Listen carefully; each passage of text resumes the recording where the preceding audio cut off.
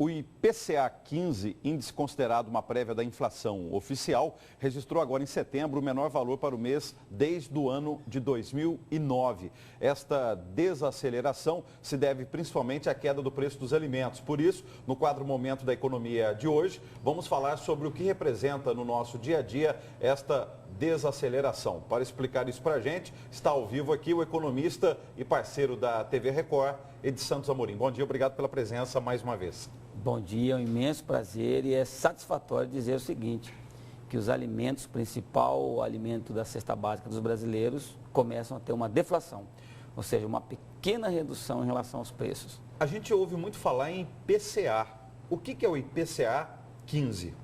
É o índice de preço ao consumidor. Esse índice ele pode ser calculado mensal, quinzenal, semanal. O IPCA 15 significa uma quinzena, ou seja, na prévia de setembro, a primeira quinzena de setembro, já dá uma projeção de que o mês já começa a ter uma desaceleração, ou seja, uma deflação, uma queda nos preços de uma forma generalizada. Isso do ponto de vista da macroeconomia, isso é ótimo. Por quê? Porque subentende-se que esses preços estão começando a ser pressionados, né, de alguma forma, ou por aumento de produção, ou por redução nos seus preços, nos seus insumos, ou seja, nos seus componentes, ou seja, a cadeia em si, a cadeia produtiva, está tendo redução de preço. E esses preços acabam sendo influenciados em outras cadeias, que acaba não só os alimentos sendo beneficiados, mas outras cadeias alimentares também acabam tendo redução no preço. Qual que é o peso do preço dos alimentos no cálculo da inflação? É o principal peso, né? Os alimentos é o principal base de cálculo da inflação.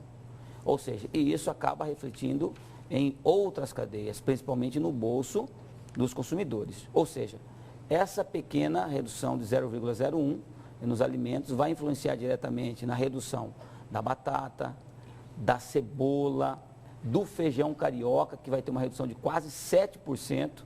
É um dos itens que teve o maior índice de aumento neste ano, principalmente de março de 2016 para cá. Agora começa a ter uma redução que vai refletir lá na ponta. As pessoas vão começar a alimentar mais e ter condições de comprar uma quantidade maior do principal produto da alimentação, que é o feijão carioca. É por isso que vocês, economistas, sempre falam que os consumidores têm o poder de regular o preço das coisas. Quer dizer, se um alimento aumentou de preço, a gente deixa de comprar esse alimento e substitui por outro alimento. E aí aquele que estava aumentando de preço acaba caindo e puxando para baixo também o preço dos outros alimentos. Isso é possível, o consumidor tem esse poder. O consumidor tem esse poder. Nós temos duas situações que regulam preço, que pressiona preço. Um é os consumidores. Eu deixo de comprar porque aquele alimento está muito caro. E logo o mercado precisa fazer esse produto circular, esse produto ganhar competitividade, ganhar mercado. Porque o produto pode ser tanto de importação quanto de abastecimento do mercado interno. Uma outra situação é quando o governo influencia a cadeia produtiva para que ela aumente a sua produção de longa escala, e aumentando a produção, ela automaticamente também pressiona para que os preços venham a sofrer redução. Então são duas situações. Uma influenciada pelo governo, onde pressiona o aumento da produção e os preços têm quedas. Uma outra, a principal, é os consumidores de olho nessas demandas de preço, e quando o preço é observado que tem uma alta considerável, a cadeia acaba se influenciando na queda do consumo, e isso influencia também diretamente na queda dos preços. Podemos fechar um 2016 melhor então do que 2015? O último trimestre do ano, o governo tem uma meta inflacionária, a meta mínima de 4,5% e 6,5%. No início do ano, as projeções eram que a inflação fecharia o ano quase em 2 dígitos, né? Em 10%. A revisão recente da projeção da inflação é fechar o ano em 7,5%, ou seja, 1,5% acima do teto máximo permitido pelo governo federal. Com isso, automaticamente nós teremos já nesse último trimestre uma redução de preço em toda a cadeia. Podemos pensar numa redução da queda do preço dos combustíveis.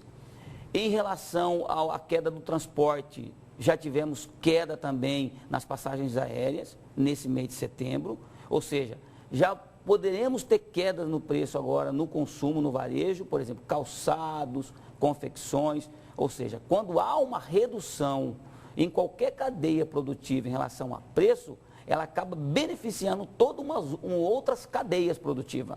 Ou seja, para a macroeconomia, isso é interessante, porque com os preços caindo, o dinheiro circula mais, gera emprego, gera renda. Gera emprego, gera renda, gera economia e gera uma satisfação de você, pelo menos na reta final do ano, no último trimestre, você ter uma sensação de que o teu dinheiro ele está rendendo mais e você consegue administrar melhor nesse período crítico que foi 2015, 2016. O que a gente pode fazer, então, a partir dessa perspectiva, como que a gente planeja 2017? E aí, quando a gente fala planeja, não é só o cidadão, mas também os governos, as empresas. Como que a gente pode planejar o ano que vem?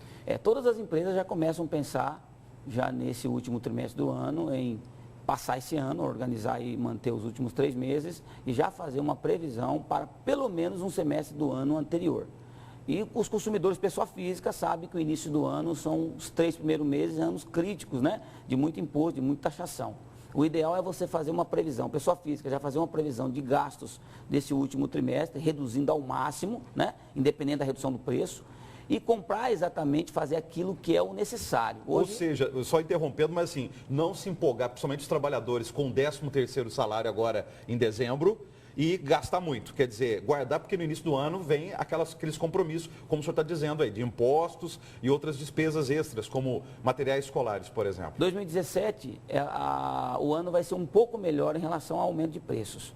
Mas as pessoas já têm que ter uma percepção, vai ser um pouco melhor, então não vai ser tão bom. Ela vai começar a melhorar em relação a esses últimos 2 anos. Então agora o ideal é conter. Não é um momento de investimento, de grandes investimentos, de grandes consumos. O momento é de controlar gastos, guardar o dinheiro, fazer esse dinheiro sobrar, já pensando nele no ano que vem. 2017 vai ter um certo alívio em relação à inflação, a economia começa a crescer também. Nós estamos vindo de uma deflação de crescimento, ou seja, estamos em crescimento negativo, mas o ano que vem já começa a ter sinais de crescimento positivo. Então, esse ano não é um ano para fazer nenhum tipo de gastos excessivos e nem de grandes investimentos. É guardar o dinheiro ao máximo, cortar ao máximo, fazer esse dinheiro sobrar e pensar já no início do ano que vem, que tem todas essas despesas extras, e já planejar agora o 2017. Pelo menos o primeiro semestre do ano de 2017 tem que ser planejado agora, nesse último trimestre de 2016. E quem estiver endividado, aproveitar essa renda extra do fim do ano aí para quitar as dívidas. Geralmente as pessoas já têm um conceito de priorizar dívidas, né? Na hora de priorizar as dívidas, Antônio, principalmente aquelas que têm um juros maior, cartão de crédito, cheque especial, né? E se tiver atrasos aí de algumas parcelas que são pesadas, como escola, veículos, etc., já dá uma regularizadinha para que o ano que vem você comece um pouco melhor com esse dinheiro e com menos taxação. Porque quanto maior a dívida, maior é os juros, aí o seu dinheiro nunca vai conseguir acompanhar as suas despesas. Muito obrigado, até semana que vem. Eu que agradeço.